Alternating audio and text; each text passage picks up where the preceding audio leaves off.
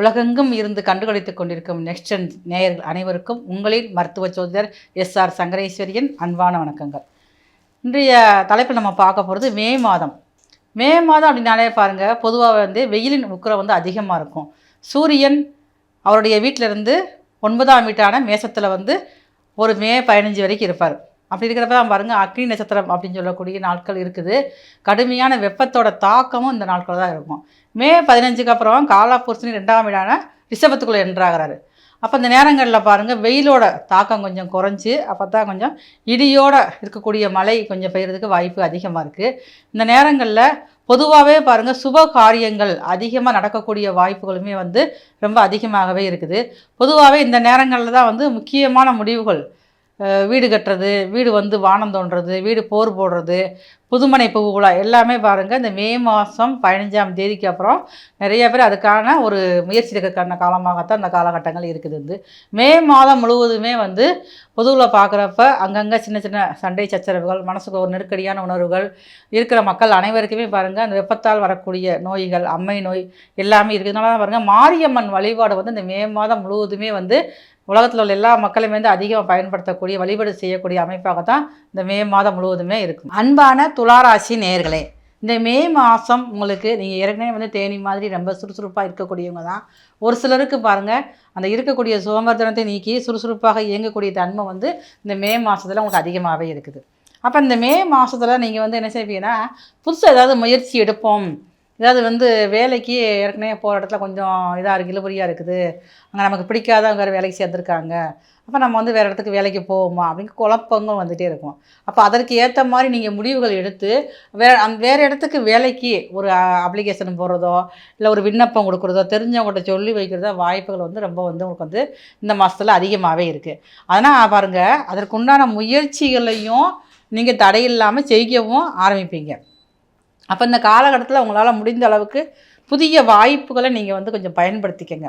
வரக்கூடிய வாய்ப்புகள் நண்பர்கள் மூலமாகவோ இல்லைன்னா உறவுகள் மூலமாகவோ புதியதாக வாய்ப்புகள் வரக்கூடிய அளவுக்கு இருக்கிறதுனால நீங்கள் பயன்படுத்திக்கிட்டு உங்களால் பெரிய அளவில் ஜெயிக்க முடியும். மேலதிகாரியின் ஏற்கனவே வேலை பார்த்துக்கிட்டு இருக்கீங்க அப்படின்னா மேலதிகாரியின் பாராட்டு உங்களுக்கு முழுமையாக கிடைக்கும்.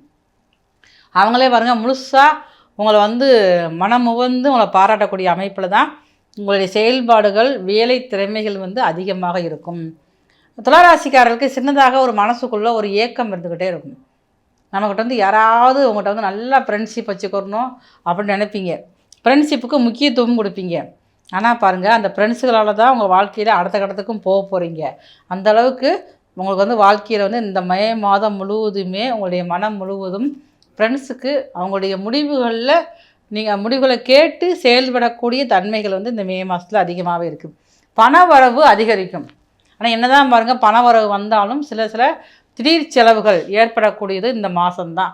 அதனால் உங்கள் துளாராசியை சேர்ந்தவங்க ஒரு சிலருக்கு பாருங்கள், அடிவெயிலில் கொஞ்சம் பிரச்சனைகள் கொஞ்சம் எட்டி பார்க்க ஆரம்பிக்கும். சில பேருக்கு பார்த்திங்கன்னா கல்லடப்பு இந்த மாதிரியான அமைப்புகள் எல்லாமே கொஞ்சம் இருக்கிறதுனால கொஞ்சம் உங்களுடைய ஹெல்த்தை நீங்கள் கொஞ்சம் செக் பண்ணி பார்த்துக்கோங்க. குடும்பத்தில் சின்ன சின்ன கருத்து வேறுபாடுகள் ஏற்படும். உங்களுடைய தாயிட்ட உங்களை பெற்றெடுத்த அன்னையிட்ட கொஞ்சம் நீங்கள் அன்பாக நீங்கள் பேசினீங்கன்னா இந்த மாதத்தில் வேறு எந்த பெரிய பாதிப்பும் வராது.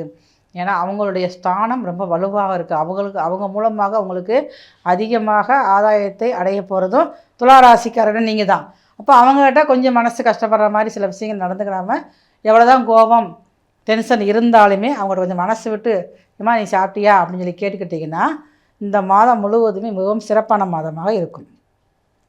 இன்னொன்று, வியாபாரத்தில் பாருங்கள் லாபம் அதிகரிக்கும். நீங்கள் வியாபார விஷயமாக வெளிநாடு செல்லக்கூடிய வாய்ப்பு, கடற்கடன் செல்லக்கூடிய வாய்ப்பு எல்லாமே இந்த மாதத்தில் மே மாதம் முழுவதுமே அதிகமாக இருக்குது. போட்டித் தேர்வில் வெற்றி பெறக்கூடிய அமைப்புமே அதிகமாக இருக்குது.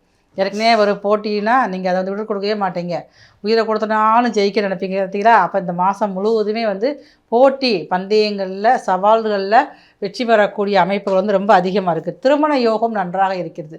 இந்த மாதம் முழுவதில் உங்களுக்கு ஏதாவது திருமண காரியங்கள் தள்ளி போய்கிட்டே இருந்துச்சுன்னா உங்களுக்கு திருமணம் உறுதியாக முடிவாகக்கூடிய தன்மை உங்களுக்கு இருக்குது.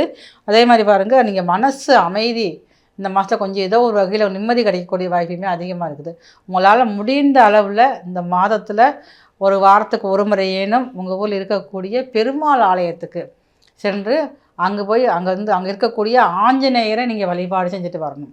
அது நீங்கள் போகிறது வந்து சனிக்கிழமை காலையில் 6லேருந்து 8 மணிக்குள்ள போய் ஆஞ்சநேயருக்கு வந்து வெற்றிலை மாலை 21 வெற்றிலை கட்டி அந்த வெற்றிலை மாலை வந்து ஆஞ்சநேயருக்கு போட்டு அங்கேயே உட்காந்து ஹரே ராமா அப்படின்னு சொல்லிட்டு ஒரு 107 தடவை சொல்லிட்டு வந்தீங்கன்னா இந்த மாதம் முழுவதுமே உங்களுக்கு மிகப்பெரிய வெற்றி கிடைக்கக்கூடிய மாதமாக இருக்கும்.